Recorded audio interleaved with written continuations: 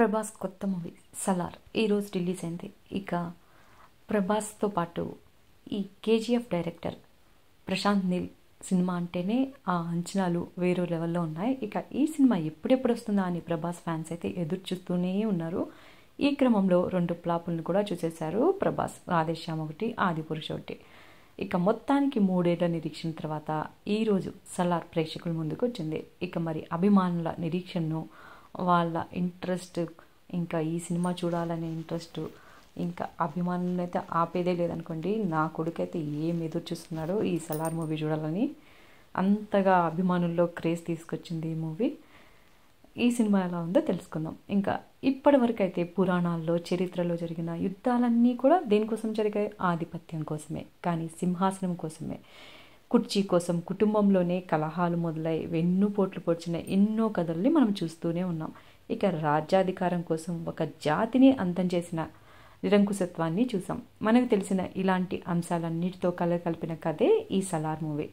ఈ కథలో రాజ్యం పేరు కన్సార్. ఇది భారతదేశంలోనే ఉన్న ఒక స్వతంత్ర రాజ్యం.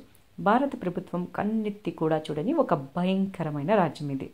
ఈ రాజ్యంలో వరదరాజ మన్నార్ ఈ క్యారెక్టర్ని పృథ్వీరాజ్ సుకుమారన్ పోషించాడు. ఇక దేవ ఈ క్యారెక్టర్ను ప్రభాస్ పోషించాడు. వీళ్ళిద్దరూ చాలా ప్రాణ స్నేహితులు. ఇక వరద కోసం ఏం చేయడానికైనా సిద్ధపడే స్నేహితుడు దేవ. ఒకరోజు కొందరు దేవా తల్లి క్యారెక్టర్ను ఈశ్వరీరావు పోషించింది. ఆమెపై దాడి చేయడానికి వస్తారు. వాళ్ళ నుంచి దేవాను, అతడి తల్లిని వరదరాజ్ కాపాడతాడు. వాళ్ళను కాన్సార్ నుంచి దూరంగా పంపించేస్తాడు. గతాన్ని మర్చిపోయి దేవ తన తల్లితోటి కలిసి ఇండియా బర్మా బార్డర్లో టిన్సుకియాలో ఉంటాడు. ఇక తల్లి మాట జవదాటకుండా ఒక గనిలో మెకానిక్గా పనిచేస్తుంటూ కాలం వెల్లదీస్తుంటాడు. ఈ సమయంలోనే దేవాకు ఆద్య పరిచయం అవుతుంది. ఆద్య క్యారెక్టర్ను శృతి హాసన్ పోషించింది. ఆమెను కాపాడాల్సి వస్తుంది దేవ. ఇక ఈమెను కాపాడడం వల్ల దేవ చిక్కుల్లో పడతాడు. అసలు ఎవరు ఈ ఆద్య? ఆమెకు కాన్సార్కు సంబంధం ఏమిటి? కాన్సార్లో దేవ, అతడి తల్లిపై దాడి చేసిన వాళ్ళెవరు? ఇలాంటి ప్రశ్నలన్నిటికీ సినిమాలోనే మనకి సమాధానం దొరుకుతుంది. ఇక వాస్తవానికి సలార్ కథ కాస్త టిపికల్గానే ఉంటుంది. మనకు అర్థం చేసుకోవడానికి కాస్త సమయం పడుతుంది. ఇక పొన్నియిన్ సెల్వన్ ఎలా ఉంది? ఆ సినిమా చూసినప్పుడు మనకు అందులోని క్యారెక్టర్స్, వాటి మధ్య ఉండే సంబంధాలు మనం గుర్తుపెట్టుకోవడానికి ఎంత ఇబ్బంది పడ్డామో ఇంచుమించుగా అలాంటి ఇబ్బంది ఈ సలార్ కథల్లోనూ ఉంటుంది. ఇందులోనూ పాత్రలు చాలా ఎక్కువగా ఉంటాయి. వాటిని వివరించడానికి దర్శకుడు తీసుకున్న టైం అయితే చాలా తక్కువ ఉంది. ఎందుకంటే ఈ సినిమాలో యాక్షన్ సీక్వెన్స్లు, ఎలివేషన్లకే ఎక్కువ సమయం కేటాయించారు ప్రశాంత్ నీల్. ప్రభాస్ను ఎలా అయితే చూడాలని ఆయన ఫ్యాన్స్ కోరుకుంటారో అలా చూపించారు ప్రశాంత్ నీల్. ఇక ప్రభాస్ నరుకుతుంటే మళ్ళీ ఛత్రపతిలోని శివ క్యారెక్టర్ గుర్తుకొస్తుంది. కానీ ఈ దేవా రేంజ్ మాత్రం శివ కంటే చాలా ఎక్కువనే చెప్పాలి. ఒక ఉగ్ర రూపంలో కనిపిస్తుంది. ఇక ప్రభాస్ కటౌట్, యాక్షన్ సీన్స్లో అయితే ప్రభాస్ను చూస్తుంటే ఫ్యాన్స్ను తమను తాము మర్చిపోతారు, గ్యారంటీ ఇది. ఇక సినిమా మొదలైన తర్వాత సుమారు 45 నిమిషాల వరకు ఏమీ లేదే అనిపిస్తుంది. ఇక ప్రేక్షకుడిని అసలు కథల్లోకి తీసుకెళ్ళడానికి ప్రశాంత్ నీల్ ఇంత సమయం తీసుకున్నారు.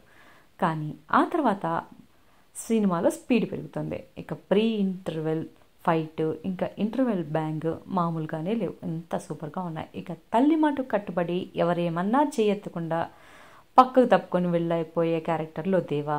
ఇక మళ్ళీ ఆ తల్లి ఇక మొదలుపెట్టు అన్నప్పుడు జరిగిన మారణ హోమం అంతా ఇంత కాదు. ఇక ఇంటర్వెల్ వరకు కథ సింపుల్గానే అనిపిస్తుంది. కానీ సెకండ్ హాఫ్ మొదలైన తర్వాత ఒకరు బ్యాక్గ్రౌండ్లో కాన్సార్ కథ చెప్తూ తెరపై దేవా విధ్వంసం చూపిస్తూ ఉంటే ప్రేక్షకుడు కథకు కనెక్ట్ కావడం కొద్దిగా కష్టం అనిపిస్తుంది. ఇక సెకండ్ హాఫ్లో ప్రశాంత్ నీల్ రాసుకున్న సీన్లలో ఇంకాస్త క్లారిటీ ఉంటే బాగుండేది అనిపిస్తుంది. ఇక అలాగే ఎమోషనల్ కనెక్షన్ కూడా మిస్ అయిపోతుంది. కానీ ఫైట్స్ విషయంలో మాత్రం ప్రశాంత్ నీల్ చాలా బాగా చేశారని చెప్పాలి. ఇక ప్రభాస్ క్యారెక్టరైజేషను, ఫైట్లు, ఆయన గెటప్ అయితే అదిరిపోయినాయి. ఇక ఈ విషయంలో ప్రశాంత్ నీల్ ప్రశంసించకుండా ఉండలేరు. ఇక అభిమానులు ఎలా అయితే కోరుకున్నారో దానికి 2 ఎక్కువగానే ప్రభాస్ని చూపించేశారు. ఇక ప్రశాంత్ నీల్ సినిమాలో డైలాగులు కాస్త తక్కువగానే ఉంటాయి. పాత్ర రియాక్షన్ మాత్రం ఎక్కువగా ఉంటుంది. ఇందులోనూ అయితే ఆయన గత చిత్రం కేజీఎఫ్ స్టైల్లో ప్రశాంత్ నీల్ ఫాలో అయ్యారు. ఇక ఈ సినిమా కథనం కూడా ప్రశాంత్ నీల్ స్టైల్లోనే టిపికల్గా ఉంటుంది. అది కాస్త కనెక్ట్ అవ్వడం కష్టమని అనిపిస్తుంది. కానీ సెకండ్ హాఫ్లో వచ్చే కొన్ని సన్నివేశాలు, ఫైట్లు మాత్రం రోమాల్ని కబుర్చుకునేలాగా ఉంటాయి. అయితే సలార్ కథలో చాలా ప్రశ్నలకు రెండో భాగం కోసం వదిలేశారు దర్శకుడు. ఇక ప్రాణ స్నేహితులే బద్ధశత్రువులుగా మారారని ట్రైలర్లో చెప్పారు. అయితే ఎలా భద్రశత్రువులుగా మారారు అనేది రెండో భాగంలో చూడాలి. అసలు సలార్ ఎవరు, అతడి బ్యాక్గ్రౌండ్ ఏంటనే విషయాన్ని ఈ మొదటి భాగంలో రివీల్ చేశారు. ఈ ట్విస్టే ప్రేక్షకుడిని మంచి కిక్కిస్తుంది. ఆ కిక్కుతోనే థియేటర్ నుంచి బయటకు వచ్చేస్తారు. ఇక సినిమాలో చాలా పాత్రలు వస్తున్నాయి, వాటన్నిటికీ ప్రాధాన్యత ఉంది. ఇక చిన్న చిన్న పాత్రలకు కూడా ఒక హైప్ ఉంటుంది. ఇక ముఖ్యంగా ఝాన్సీ పోషించిన ఆ పాత్ర సినిమా ప్రారంభంలోనే ప్రేక్షకుల్ని ఆకట్టుకుంటుంది. ఇక జగపతి బాబు, పృథ్వీరాజ్ సుకుమారన్, శ్రీయారెడ్డి, గరుడరాయ్, ఇంకా జాన్ విజయ్, బాబీ సింహ, ఇంకా బ్రహ్మాజీ, టిను ఆనంద్, ఇంకా మైమ్ గోపి, షెఫీ ఇలా అందరూ తమ పాత్రల్లో జీవించేశారని చెప్పాలి. ఇక ప్రభాస్ స్క్రీన్ ప్రజెంటేషన్ కూడా చెప్పాల్సిన అవసరమే లేదు, చాలా బాగుంటుంది. ఇక డైలాగులు తక్కువే కానీ ఆయన స్టైల్, మేనరిజం, రియాక్షన్, యాక్షన్స్ ఇంకా అన్నీ సూపర్గా ఉంటాయి. ఇక ఫ్యాన్స్కి ఆయన ప్రెజెన్స్ ఫుల్ మీల్స్ లాగా అనిపిస్తుంది. ఆయన స్క్రీన్ మీద కనపడితే లేచి ఈలలు వేసేలా ఉంటారు. సినిమాకు ఊపిరి సలార్ అలియాస్ దేవా క్యారెక్టర్ అనే చెప్పాలి. ఇక సినిమా టెక్నికల్ కలర్ చాలా బాగుంది. ఇక కాన్సార్ అనే సామ్రాజ్యాన్ని అద్భుతంగా చూపించారు. ఇది ఒక యూరప్ సిటీలా కనిపిస్తుంది. భువన గౌడ సినిమాటోగ్రఫీ కూడా సూపర్గా ఉంటుంది. అయితే అక్కడక్కడ కేజీఎఫ్ చూసిన ఫీలింగే వస్తుంది ప్రేక్షకులకి. కొంతమంది ప్రేక్షకులు పోలికలు కూడా పెట్టచ్చు.